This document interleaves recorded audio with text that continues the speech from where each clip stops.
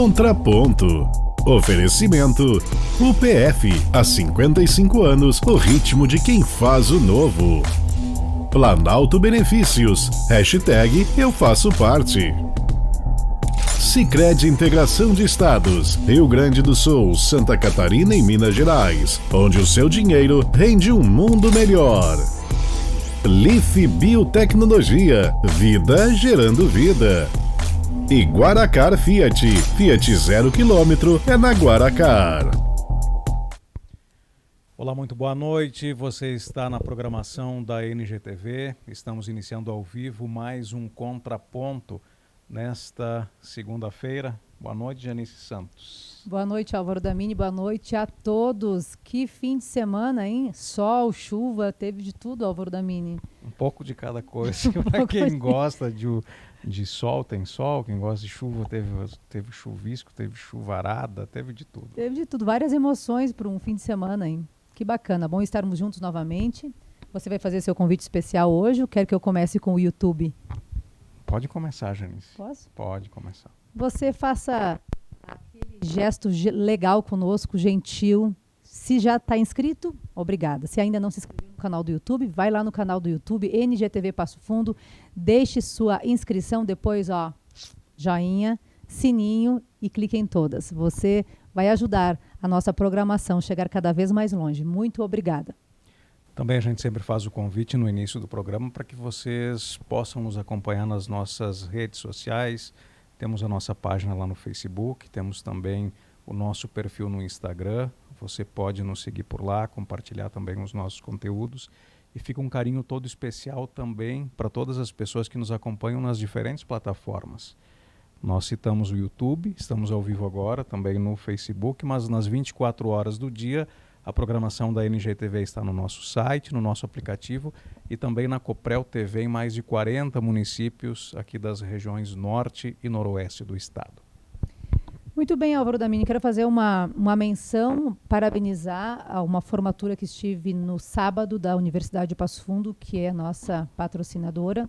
Lindo evento, uma organização, Álvaro, impecável, seja de cerimonial, de decoração, de linha editorial. Realmente a Universidade de Passo Fundo é muito forte e cada vez mais a gente percebe esse diferencial como instituição de ensino. Com selo UPF de qualidade. Mais ou menos isso, selo UPF de qualidade, justamente. Muito bem, vamos iniciar a nossa semana. Temos já agendas durante praticamente toda a semana já confirmada. Vamos ter assuntos belíssimos para nós tratarmos aqui no programa, Janice. Assuntos ligados à sensibilidade do ser humano, que não é todo mundo que carrega essa sensibilidade, uma sensibilidade artística. Nós vamos começar falando hoje do mundo das letras. Passo Fundo é a capital nacional da literatura. Em algum momento a gente precisa falar disso também, abordar essas questões. Não necessariamente o nosso convidado possa ter tido a inspiração daqui, mas está aqui e obviamente faz jus ao título que a cidade tem também. Justamente, Álvaro Damini, e eu gosto muito da ideia da entrevista de hoje, porque ele é tão jovem, com 27 anos, já está no seu 5º livro. Você já pensou? Você tem os seus livros também, né, Janice? Tem um livro que eu lancei agora no digital, chama-se 106030. Que bacana. E tem meus cursos. Eu tenho só os meus trabalhos de final de cursos e alguns capítulos de livro, mas não tenho o meu próprio. Quem sabe um dia. É interessante e o que é admirável no nosso convidado de hoje é que ele cuidou de cada detalhe, desde o selo, desde a edição, desde a capa. Ele teve um olhar muito atento para aquilo que ele entrega aos seus leitores como um grande presente. Apresente-o para os nossos espectadores, por gentileza, Janice. Obrigada, Álvaro Damini. Está conosco hoje Diogo Cavalli, ele que é escritor, nasceu em 1996, passou a maior parte do tempo dele em Maximiliano de Almeida, depois veio para Passo Fundo e hoje considera-se um passofundense, já lançando o seu 5º livro, que foi neste fim de semana. Ele nos traz todas as informações pertinentes ao que trata esse último livro e os demais também. Boa noite, Diogo. Seja bem-vindo. Boa noite, Álvaro. Boa noite, Anice. Boa noite a todos de casa. É um prazer estar aqui com vocês. Todo nosso. Bem, Você nos dizia antes de nós iniciarmos o programa, eu até te fiz um questionamento se você havia se inspirado para escrever depois que você já estava em Passo Fundo. Você me disse que não, ainda lá em Maximiliano de Almeida você iniciou esse processo de pensar em um título, em um livro, em se tornar um escritor. Conta para nós aqui, também para o espectador que está nos acompanhando, como é que foi, qual é que foi a inspiração que te levou a te tornar um escritor? Eu sempre conto que eu comecei com 11 anos, que é o que eu lembro, né? Mas com certeza foi antes, porque histórias toda criança inventa, escreve, mas talvez não registra, né? Quando a minha sobrinha nasceu, a gente tem uma diferença de 7 anos, e a gente se aproximou bastante. Porque eu tinha os meus 7, ela nasceu, digamos assim. Então, conforme ela ia crescendo, eu precisava entretê-la. Colocar ideias na minha cabeça para inventar histórias e brincar com ela no pátio de casa, lá em Maximiliano ainda. Então, eu criava meus próprios personagens, pegava os brinquedos, ou a gente mesmo interpretava. Ela era o Roderick, ela era outra personagem, e nós íamos brincando. E com isso, após, eu pegava e anotava. Eu dizia, essa ideia é boa, essa não é. E conforme isso ia decorando, eu ia criando minhas histórias, a base delas, né? Certamente a tua vida de escritor teve a participação de muitas pessoas importantes. A base sempre é a família. Eu li em alguma matéria que saiu essa semana sobre a sua história, que teve uma ligação com o seu pai. Uhum. As histórias do pai inspiraram a nova série. Eu tenho 2 séries que são a minha base principal de entretenimento. É As Criaturas Dimensionais. Não sei se próximo. Essas aqui. São três, né, Diogo? Livros, que é uma série. Isso. O primeiro deles, qual é que foi, O primeiro Diogo? foi Vamos mostrar aí. A Placa Mística. Isso. Fala um pouco da característica dele. Esse eu estava iniciando minha jornada lá em 2016. Eu não sabia muita coisa e fui indicado para uma editora e mandei o meu livro, né? Daí eu fiz a capa, os desenhos, porque eu não sabia como é que funcionava o processo editorial na época. Então eu mesmo criei os desenhos, tudo foi feito por mim e eu só mandei para eles publicarem. Depois veio em 2017 A Ilha do Combate, que é uma continuação. E lá em 2019 eu finalizei a série com O Domínio das Almas. Esses 3 primeiros são bem infanto-juvenil, então esses eu criei com a minha sobrinha naquela época. E Estando ainda em Maximiliano. Estando em Maximiliano. E as histórias do pai inspiraram o Roderick, o Caçador. Que ele sempre contava que antigamente as crianças, que ele era criança na época, viam assombrações, lobisomem, essas coisas, que antigamente era muito disseminado, porque não tinha celular, não tinha nada, né? Eu também ouvi Então, alguma história de lobisomem na muitas vida. histórias. Correu alguma vez? Já iniciou não. Eu tinha medo. Então, pensando nisso, e eu sempre gostei de ler sobre isso, vampiros, lobisomens, então eu criei a minha própria história ambientada no Brasil, em várias épocas. Então, como eu estudei história, eu gosto sempre de investigar um pouco mais. E coloquei a história do Brasil nesse livro. Então ele é o meu... tá no meu coração, é o meu favorito. É o teu xodó. É o meu xodó. Os primeiros eles são mais direcionados para o público infantil. Dá para contar um pouquinho da história deles? Claro. Os 3 primeiros, que fazem parte da trilogia, antes mesmo de eu saber de uma informação, eu criei a história. Então eles são baseados no xamanismo, que é uma filosofia de vida, que preza muito pela natureza, pelos animais. Então a base deles é essa. Que cada um tem um animal dentro de si, que pode despertar espiritualmente e ajudar a enfrentar problemas do mundo real. Então é bem baseado nisso, magia. Tipo um arquétipo? Tipo um arquétipo. O primeiro livro eles têm que ir para vários lugares do mundo inteiro, que foi uma coisa global. Japão, Austrália, Paris, Amazônia também, valorizando a cultura do Brasil. E encontrar os fragmentos da Placa Mística, que é um artefato lá da civilização antiga de Dimension, que quiseram modificar a história do mundo e vieram lá do futuro para o passado, criaram as criaturas dimensionais e acabaram por desavenças brigando e destruindo a civilização deles próprios. E acabaram tendo uma cisão entre Dimension e Atlântida. Então, como eles não concordavam, eles se separaram. E Atlântida é abordado no segundo livro. que é a Ilha do Combate. Mas mesmo você ainda não estando em todos esses lugares, imagino, como você deve ter estudado para poder compartilhar com o teu público, porque querendo ou não, você mexe no imaginário de algo que existe, de países que existem. Isso, é muito interessante porque na época eu pesquisei bastante, eu olhei histórias, lendas, porque cada lugar tem o seu próprio guardião da placa. Então eu peguei informações para colocar em cada país. O Japão tem uma serpente lá com fruto milagroso, na Amazônia tem o curupira, lá em Paris tem bastante ligado com as artes e coisa. Eles entram no Louvre, daí acham um portal e vão lá para o passado, encontram Leonardo da Vinci, que está visitando o castelo lá. Então tem toda essa conexão com a história também. Bastante viagem no tempo, eu adoro bastante. Diogo, e essa transição de uma literatura mais infantil, daí para esse livro que você nos mostrou recentemente, que fala sobre esse caçador, que já é para um público mais jovem, adulto, quem sabe. Como é que foi para você? Você sentiu muita diferença na forma de escrever, em projetar esse livro? Como é que foi a diferença do primeiro modelo para esse que você adotou posteriormente? Eu sempre digo que Criaturas Dimensionais, que é o Infanto Juvenil, é nostalgia. É tudo que eu já assisti, vivenciei, brinquei. Então eu me reconheço bastante no personagem principal. Ele é a minha versão criança que queria ser arqueólogo. E Sexta-feira 13 já é mais intensidade. É uma coisa que eu escrevo, parece que eu estou num transe. Eu pego e coloco minha emoção, minha alma lá nessa história. Nós não mostramos o Sexta-feira 13 ainda, esse...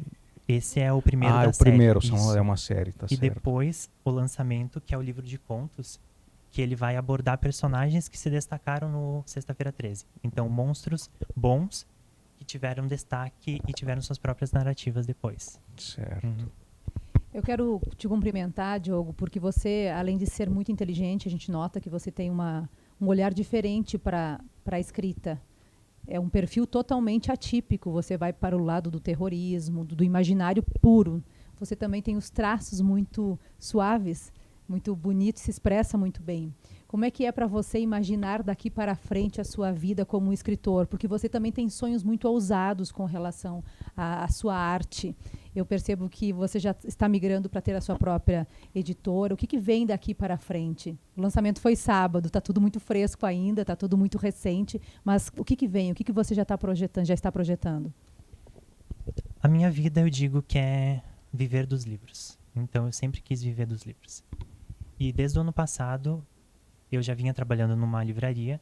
E desde o ano passado, eu tinha esse desejo de trabalhar somente com livros. E com isso, eu fui fazendo cursos, aprendendo o máximo que eu pudesse ampliar o meu conhecimento sobre a questão editorial e também sobre a editora em si, que são pontos diferentes. A editoração do livro vai de capa, diagramação, revisão, e a editora mesmo é aquilo, divulgação e tudo mais.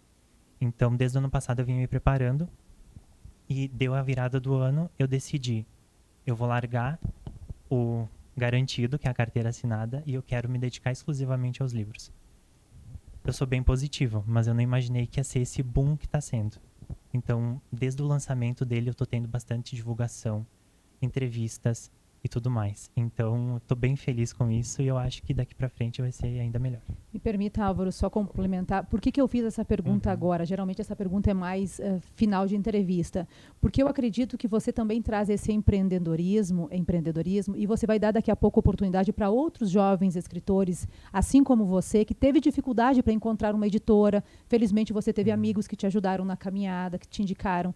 Mas quão importante é você também se lançar no mundo do empresariado de livros para ajudar outros jovens que, assim como você, têm essa veia artística? Sim, a minha vontade é mostrar às pessoas que elas podem ir atrás de seus sonhos. Então eu gosto de ver em cada pessoa o que ela é boa e ajudar a incentivar ela a conquistar isso. Até ontem eu estava comentando que com os meus colegas de trabalho, eu olho para eles e eu digo, você é bom nisso, você devia seguir nisso. Então é muito legal isso aqui. E a editora é meu sonho. Eu digo que eu tenho etapas. Eu sempre quis trabalhar numa livraria. Desde pequeno, na minha cidade, que não tinha livraria, não tinha nada. Interior. E conquistei. E agora eu quero a editora e é a minha próxima meta, né? Então, só para frente. Possivelmente as pessoas devem se perguntar como é que é a inspiração para escrever, porque tem dias daqui a pouco que você está mais inspirado, tem dias que está um pouco menos, acorda de madrugada e vai para o computador para escrever, surge aquela ideia para dar continuidade na história. Como é que é isso? A minha cabeça é cheia de gavetinhas. Então, além desses, eu tenho mais um escrito, que é o segundo da Sexta-feira 13, porque esse aqui é o livro que eu indico que é o 1.1, porque é um livro extra. Então, o segundo que vai continuar a história principal já está escrito.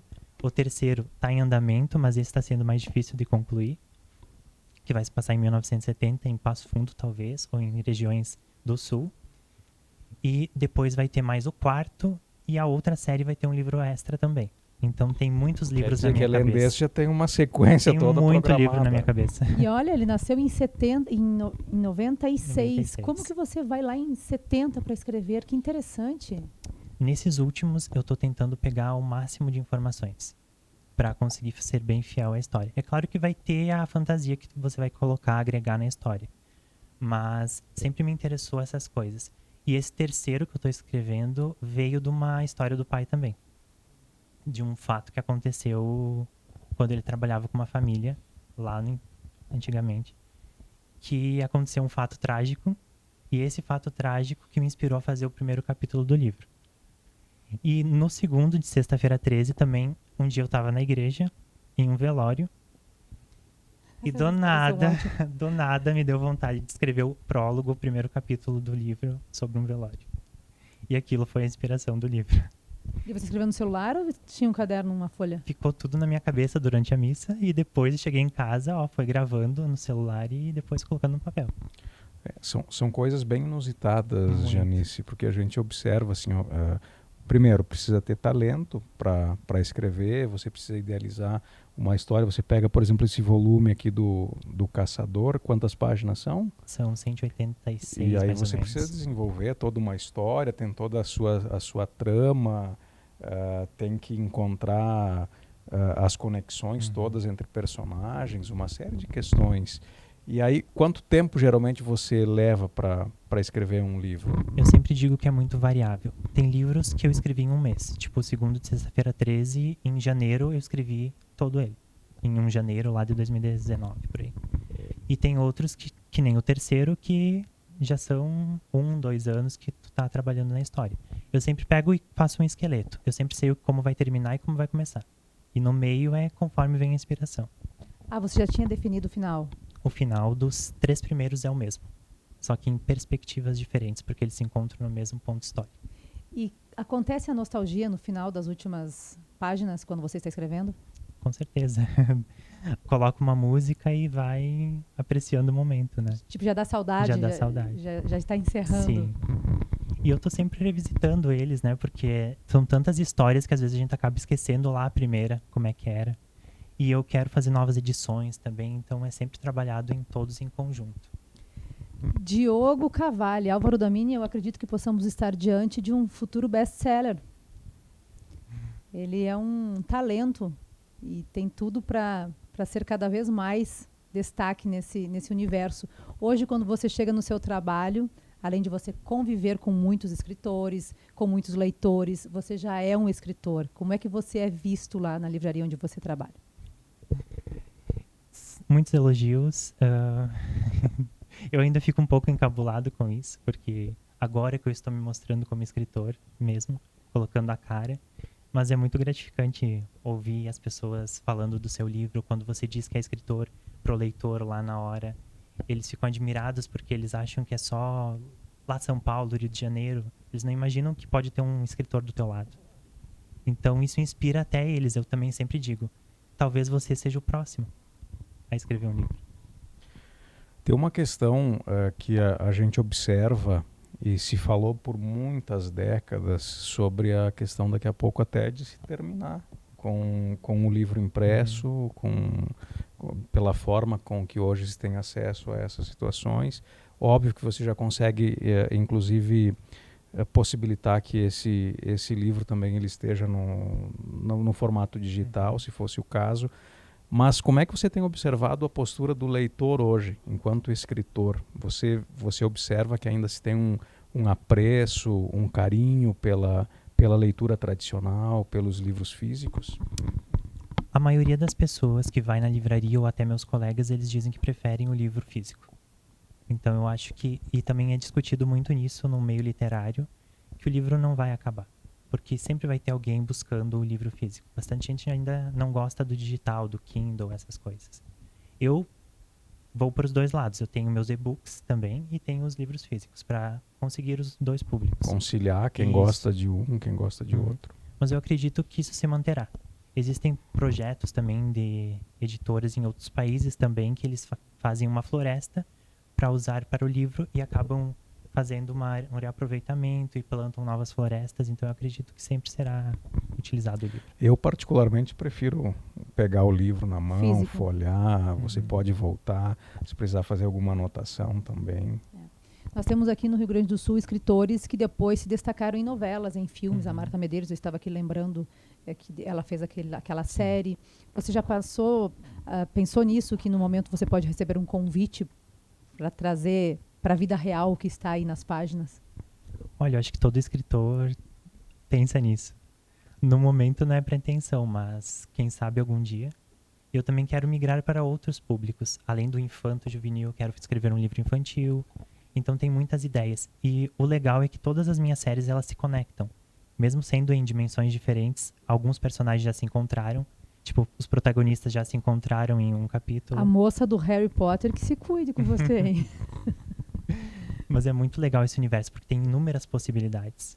Então tu pode escrever o livro agora e voltar para trás e escrever o que aconteceu antes de tudo. Vai para frente, intercala e vai colocando o leitor sempre saber mais das suas histórias, né? E pelo que eu entendi nesse livro que você lançou recentemente, você está chamando de 1.1 do Sexta-feira 13, você reservou um espaço todo especial para destacar cada personagem. Isso. Por que isso? Eles pediram histórias. Então eu acredito que às vezes o personagem mesmo, ele acaba querendo mais. O livro do Roderick foi fechadinho e tudo mais, mas faltou alguma coisa. Precisava ser contado algo mais. E esses personagens vieram para contar isso. Então, no primeiro, são 3 contos. No primeiro conto, a sereia e o lobisomem, eles vão contar como, no dia que eles conheceram o caçador, toda a história que decorreu daquilo teve uma consequência. E lá na frente, eles vão mostrar como eles estão vivendo depois do Roderick, o que aconteceu. O Saci, que é o segundo conto, ele vai contar na perspectiva dele os acontecimentos que ele participou do livro. Então, é de uma forma irreverente, bem mais divertida. E o terceiro conto, que é o do Boto, ele vai contar sobre o casamento dele, lá em Portugal. Depois que ele conheceu o caçador de monstros, ele conseguiu um dinheiro e conseguiu casar. E lá ficou um monstro para trás. Então o caçador não conseguiu levar todos os monstros. E alguns desses monstros vão ter que ser resolvidos em outras histórias, né? E esses personagens resolvem alguma delas. Que inteligente, Diogo. Que coisa mais linda. Os teus leitores, eles acompanharam todo o trabalho desde o início ou tem alguns que você sabe que são estritamente novos que chegaram agora? Estão sempre chegando mais. Mas eu acredito que eu tenho alguns que são fiéis. Que me mandam mensagem, que querem ler o livro. Me dão dicas também. Então, sempre está tendo nova demanda de leitores. Tem aquele que pede para você dar algum destino específico para algum personagem? Sim, inclusive de romances. Que eles não gostam de algum par ou queriam outro. Mas a gente vai ouvindo e vendo o que dá para fazer, né? Porque os personagens que decidem. Que interessante. Bom, vamos deixar ele dar o serviço, né, Álvaro? Acho que é bem importante. Conte para os nossos espectadores onde podem te encontrar, onde estão os livros à disposição, como é que funciona a logística, que você tem um cuidado todo especial para que cada obra chegue ao seu destino. Uhum. Então, os livros estão disponíveis comigo mesmo ou pela loja integrada, todos os links no meu Instagram, Cavalli Diogo. E podem me mandar mensagem, eu gosto que vocês interajam comigo. Quiserem saber mais, estou à disposição de todos. Cavalli com 2 L's. Com 2 L's. Diogo, eu só vou pedir para que você possa pegar os livros todos na mão, só para a gente mostrar aí os volumes, né? Olha, essa é a produção. Essa é a produção dele até agora. Mas já tem mais já tem mais livro pronto vindo por aí e outros que ele já tem em mente, Janice, para publicar muito em breve. Admirável a história do Diogo, parabéns. Queremos saber notícias sempre que possível, porque serão sempre notícias incríveis, tenho certeza. Com certeza. Parabéns, sucesso e na continuidade, que você possa continuar com esse talento, se inspirando e inspirando muita gente também. Muito obrigado. Já terminou? Passou rápido, você viu? Muito Passou muito rápido. Obrigada, Diogo. Viu? Você é realmente um destaque aqui no Contraponto, porque jovem assim nós ainda não havíamos entrevistado, Álvaro Damini. Bem interessante o teu trabalho. Cumprimentos. Você fica agora com a retomada do NG Esportes. Vem aí o Eugênio Siqueira e o Misael na apresentação do NG Esportes ao vivo aqui na NGTV. Nós retornamos amanhã com o Contraponto. A todos vocês, obrigado pelo carinho, obrigado pela audiência. Até lá. Uma boa noite, uma linda e esplendorosa semana que possamos fazer acontecer. Um beijo no coração de cada um. Até amanhã, 7h30 da noite. Tchau.